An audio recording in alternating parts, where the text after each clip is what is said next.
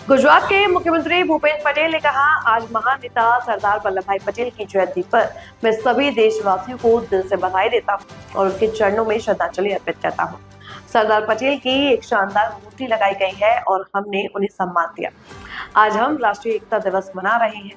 हम सब मिलकर यह संकल्प लेते हैं कि सामूहिक प्रयास, विकास, विश्वास और प्रतिबद्धता के माध्यम से हम अपना जीवन एक साझा मिशन के लिए समर्पित करेंगे। इस एकता दिवस पर एकजुट रहकर हम एक साथ काम करने और आगे बढ़ने अपना वादा दोहराते हैं। इस अवसर पर मैं सभी को शुभकामनाएं देता हूं।